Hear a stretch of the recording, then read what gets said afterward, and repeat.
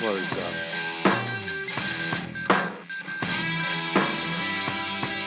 What's up? What is going on? This is the Shop Talk Podcast. And once again, we are live from the workbench.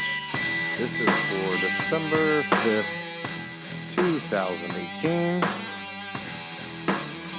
I'll go over a few different things.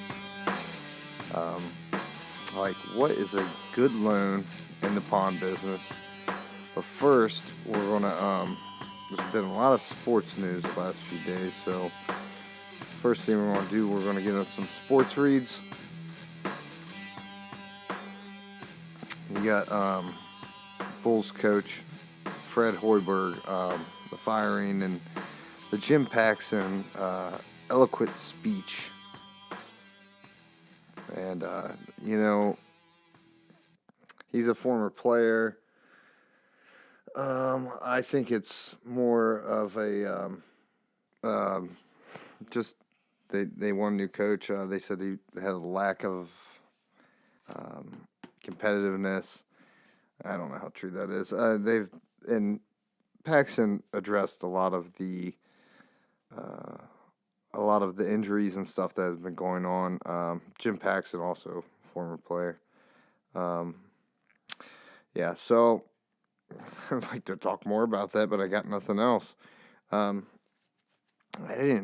were showing all the other coaches from the past, and I didn't know Bill Cartwright actually coached them he must have coached them for 82 games in a season. It was roughly like 200 games, so maybe a season and a half, something like that.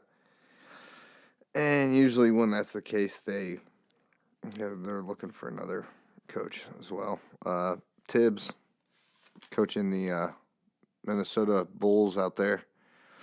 Not so much as before, but then the Patrick Beverley ejection. From what I heard, if you don't know, Patrick Beverley is a member of the Clippers, hard-nosed defense guy. And if you've seen that and you heard anything about that, hold on a second. Motherfucking airplane going right over top of me. Yeah, that's the first. So, the fan was giving him shit. The fan should have been tossed out of the game. And the fan is sitting there laughing afterwards. But he was saying vulgarities to him and whatnot. I believe the fan should have been tossed, not the player. All the other people in the stands are there to see the player and not that fucking fan. That's just how I feel about it. I don't care if the guy's a season ticket holder. I don't care. Fucking get rid of him. Then you had the Kobe Bryant and Steph Curry. Kobe Bryant commenting on the Golden State Warriors. And it said, we'll be champions before you know it. And they'll be... and then we'll be laughing at all the Warriors fans. Basically saying all the Warriors fans that came out of the woodwork in the last, 6 years. He's just commenting about that. I agree and disagree with that. Hold on. I need to take a drink of my fine beverage. Maybe we do a sound check real quick. Hold on a second. This is old little guitar trick. But let's try that again. Wrong side of the pick.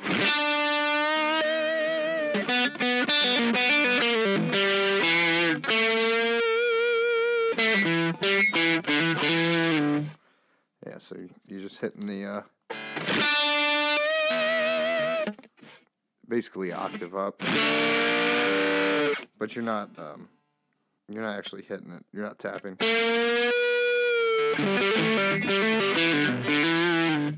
Okay. Sound check over here. We got nothing. It's to watch you die. Oh, yeah, there we go. Hey, so what do you want? What I've always wanted is to watch you die. Okay. And then you had the Tyson Fury versus Wilder fight, and I really wanted to see that. I thought it was going to be like McGregor versus Mayweather or Mayweather versus McGregor fight, where you could just go on YouTube. And I just got home as it ended, and I was thinking that it would be on YouTube. Yeah, I heard later on that you could have watched it on Instagram. Um, I just wish, because like the McGregor fight versus Mayweather, maybe just because it was so much bigger than just. Uh, I know it was like 10 times bigger, if not bigger than that, than the Fury fight. But the Fury fight and the Wilder fight were great for boxing, in the sense that you had two guys that were, I want to say they're at the peak of their careers, because obviously Fury's coming back and he lost a bunch of weight. But you have, I believe they were both undefeated. You had two undefeated guys going against each other. They want to fight each other.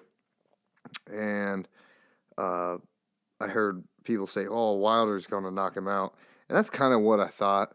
And well, you guys all know the result of that.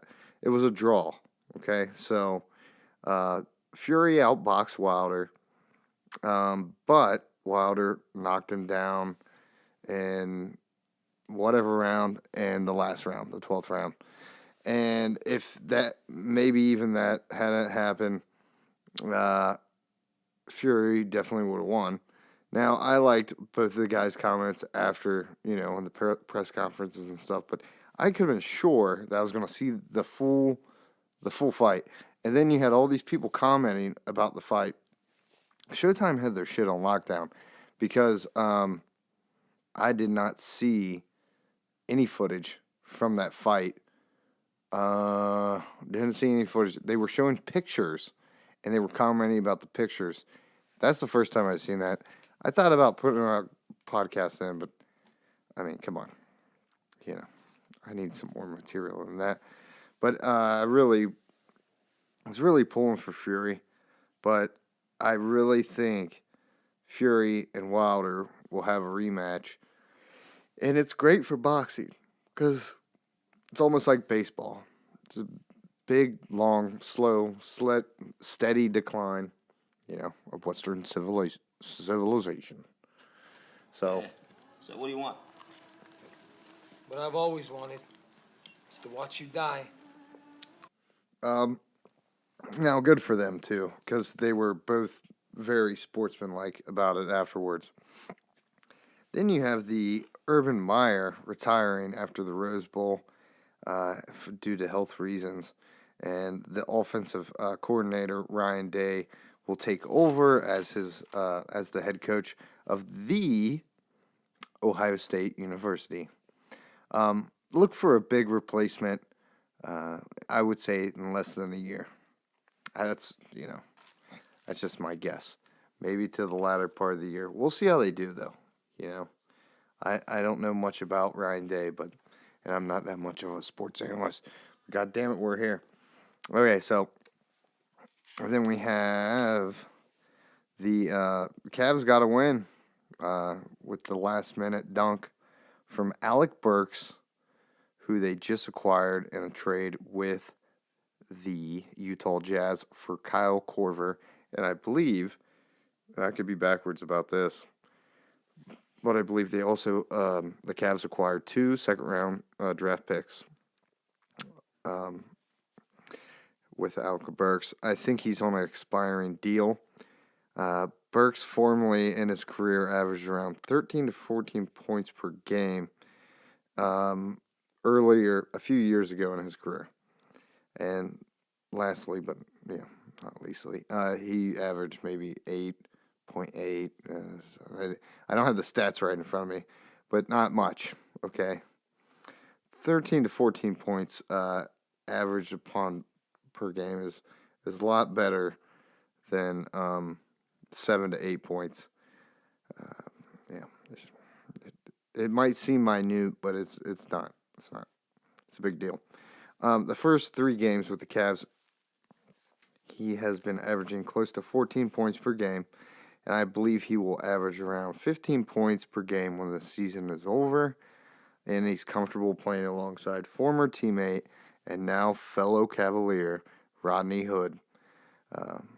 Also, he's averaging something like 5.5 rebounds per game, which he's never averaged. I don't. He's may have averaged one and a half, 2 rebounds per game his whole career. I know it's only 3 games, but God damn it, I'm trying to be optimistic here. Being a Cavs fan, you know, you gotta stick with your team. You can't just give up just because the greatest player in the world left. Yeah. Let's see if this comes out any better.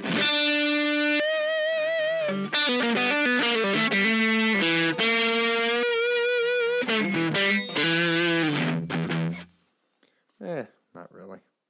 Let's see what we got in the pulpit here. Where's my cat?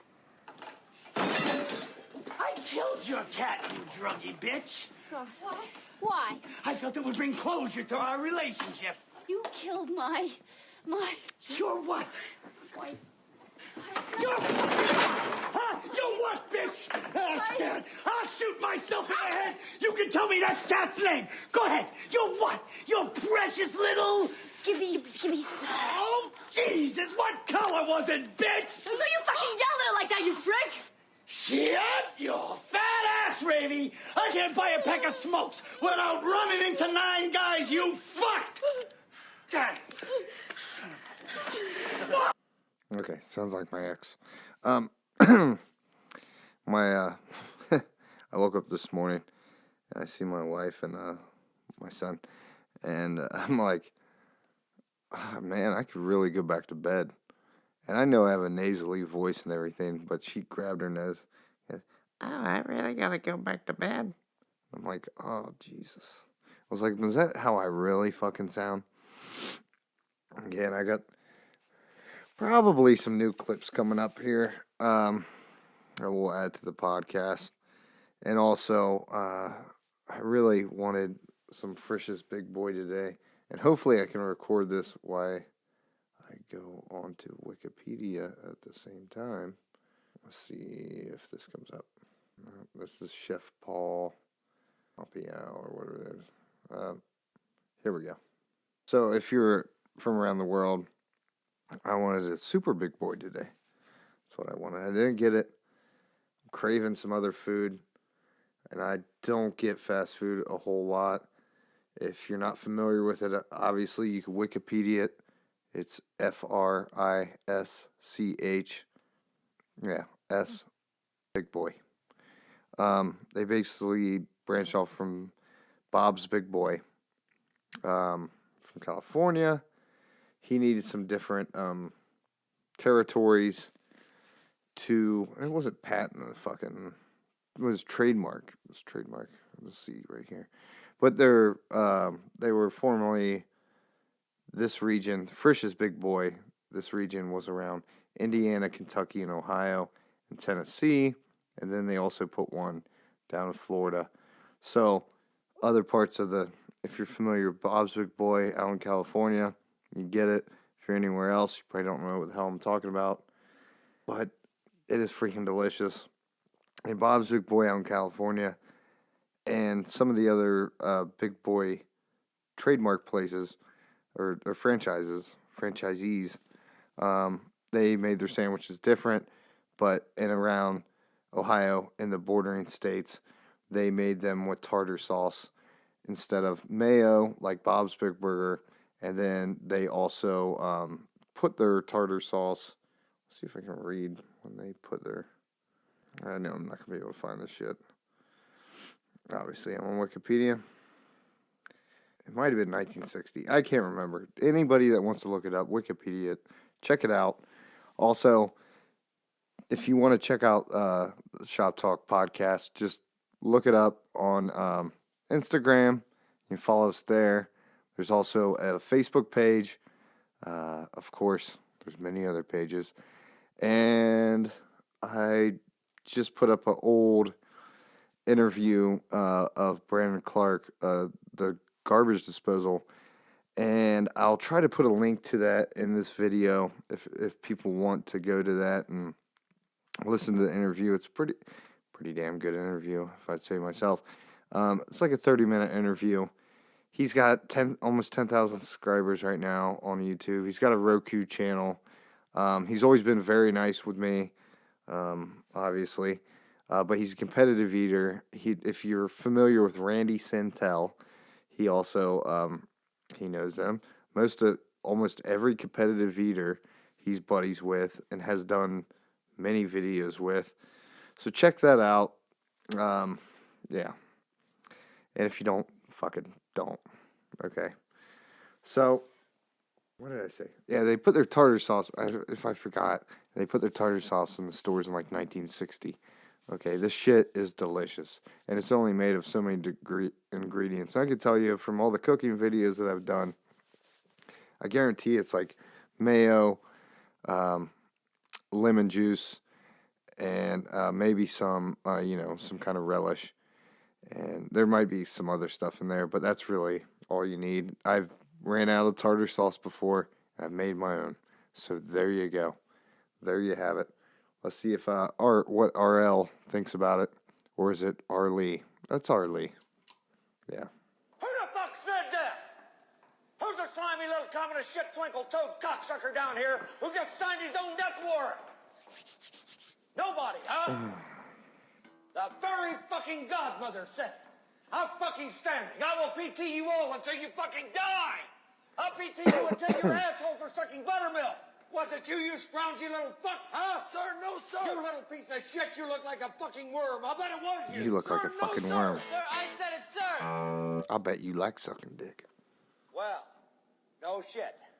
What have we got here? A fucking comedian, private joker. I admire your honesty. Hell, I like you. You can come over to my house and fuck my sister. And of course, that's when he hits him. Hey, so what do you want? What I've always wanted is to watch you die. So we're going to go over what is a good loan in a pawn business. And this can be a variety of sorts. You can have a very loyal customer that respects the loan. You might hear that phrase if you ever work in a pawn shop. Or you may want to use that phrase if you are a customer in a pawn shop and you will tell them, listen, I respect the loan. I need as much money as I can get. Sometimes you don't have to say that. If the item is good enough, and that's basically what it is. 2, the item could be a piece of shit, but not necessarily a piece of shit. It could just be a run-of-the-mill, everyday, common item. Let's go with a TV, for instance. Or you could use even a different thing, because electronics is a whole nother ball game, because a lot of things can go wrong on a piece of electronics, say a TV, Blu-ray player, anything, you name it. A lot more can go wrong if you're a pawnbroker, and you'll see all those broken TVs, and you probably have a repair guy too if you work at the pawn shop. But let's go with, I don't want to say gold because it's, let's say gold, fuck it. Let's say you have a 10-carat bracelet, doesn't weigh much, let's say 7 grams. Okay, so typically most pawn shops may loan you, $10 per gram. So that's $70. It's real simple. But these aren't exact numbers because gold prices and everything change all the time. So you don't know, I'll tell you, that the refineries for the gold, they pay X amount of dollars. Let's just say $15.85 per gram.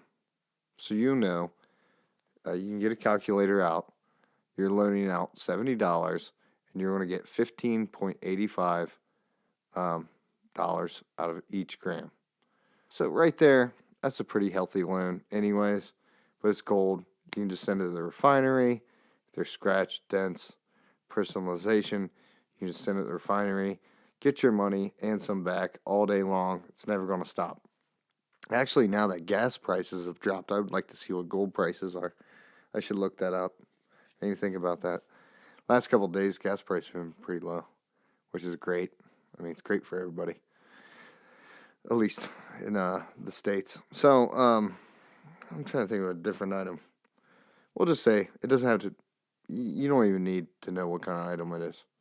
Say the item that you have would resell all day long for $200, and you're asking for a $100 loan. Now, most people that don't know you, especially the pawnbroker, will not loan you $100 on that item. For one, the pawnbroker needs to have enough knowledge about that item. So you need to go to a reputable pawn shop that they know their shit. I used to work at the musician's pawn shop. So more guitars, amps, stuff like that would come in there for sale or for pawn, which, basically it's a non-recourse loan. So it really doesn't matter if you come back to get it or not. Now, this is where the good loan comes into play.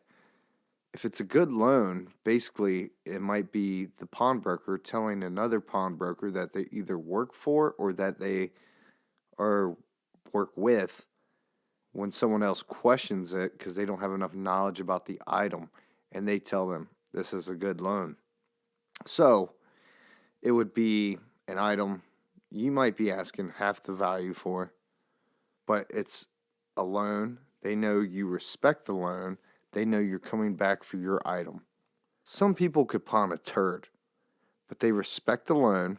They may have been loaning there for 20 or 30 years, depending on how long the business has been there. Hell, they might have been getting a loan there before that owner actually owned that pawn shop. Maybe that owner bought the pawn shop from another person. Who knows? If you take over a pawn shop that already has a consistent amount of tickets and customers, you're in there like swimwear. I'm telling you. The money's already in a constant flow. If you start out a pawn shop, it's going to take 10 to 12 months for your money to start revolving. If you're buying a pawn shop, that money's already revolving, okay? It's already going in a circle, going right fucking back into your pocket. And then when the gold and the stuff starts to come out for sale, bam, take it to a refinery. I had a buddy that started a pawn shop.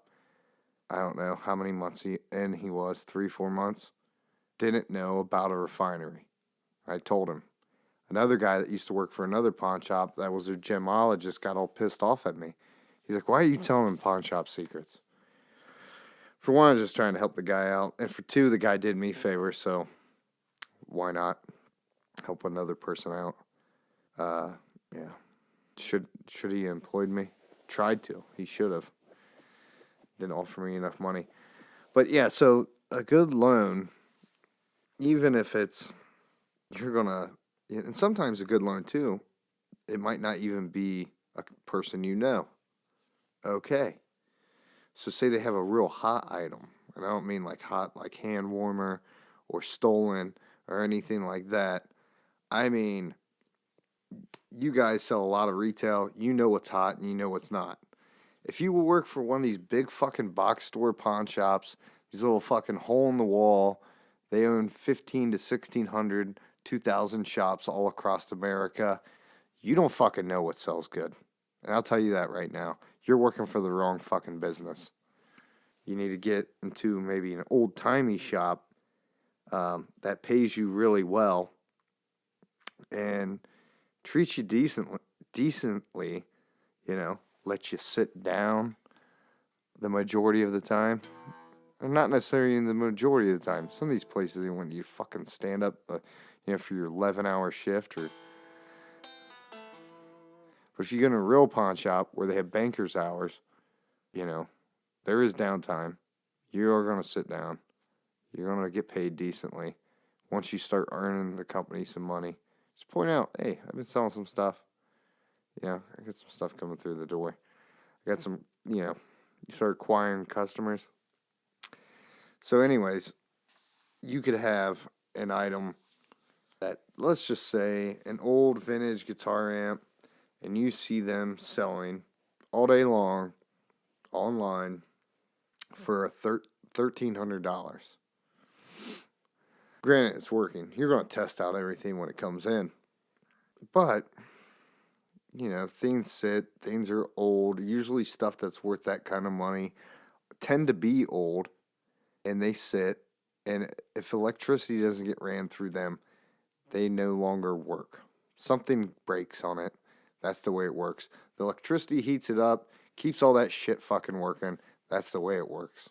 At least that's what a repairman told me. Not the best one in the whole world, but anyways. So you got this amp selling for $1,300. Guy wants $500. Guy wants $600 on a short sale. You know what that is? It's taking quick money. Okay. So all day long it's $1,300, but on a short sale I can sell it for $1,000. Fucking broken, you can get more money than the guy. It says he's asking $500-$600. You get more than that. Fucking broken. That's the way certain things work. Okay? So depending on what they are. If they're the latest, greatest thing and they don't work, not so much.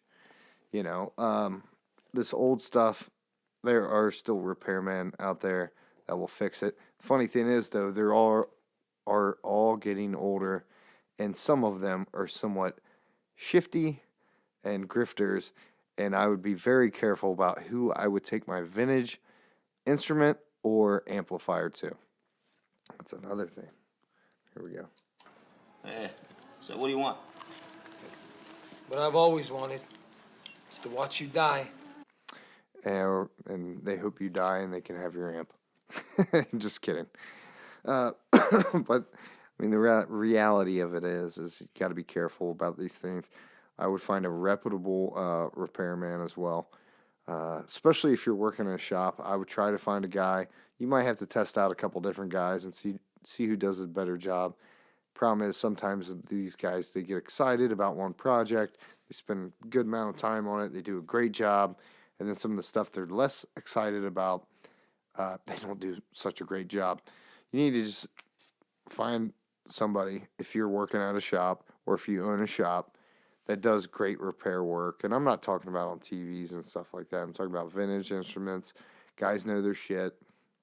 Guys aren't going to, because a lot of times the owners, they don't know the value of something. So they go, oh, how much is that? And then this guy goes, well, this is $1,500. Well, now all the salesmen that work there and all the employees need to get $1,500 for it. So hopefully it's really worth $2,000, on a bad day or a good day. But hopefully it's not worth $1,500 on a great day, where you could sell it all day long. And that's the whole thing. Once you get into certain things in the business, there's certain, you're already a specialty item in a specialty shop, okay? You got to think of it that way. So if it's something very rare and worth some money, it's a specialty item. And guess what? If it was in a music store, guess what a music store is? A specialty shop, okay? These are all things that you got to think about. The same way with gold. If it's personalized, if it's damaged, if it's broken, if it's anything, you're scrapping it. Now, eventually, you'll get to the point where you will want to pull some wool over some people's eyes and give them not $10, for 10 carat, not $14 for 14 carat, and so on and so forth. And it does happen. Or they don't know what they have necessarily. It's a gamut. Let's just put it that way. So, yeah, I'm just going to try to catch some Z's, get ready for this, this work weekend. And, check us out on Facebook, also Instagram, also, of course, Apple Podcast app and YouTube.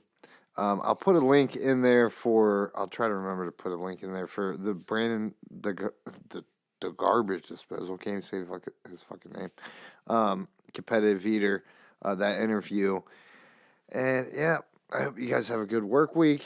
You guys take care. And what do you want? Hey, so what do you want? What I've always wanted is to watch you die. So yeah. Oh. You ordered the meatloaf. Check out my cooking Brisket really videos good, yeah, only as well. You'll never know it. You know, it's What's for Dinner. You It's fucked also up. on the Shop Talk podcast. And yeah, website coming soon. You guys take care. Let's try to get some music going on here. It's gonna be way too loud. It was all so simple then. Got me thinking, I remember the time. Can it be that it was all so simple then? Ain't no changing what's left. Can it be that it was all so simple then? Because we all race against death. Can it be that it was all so simple then?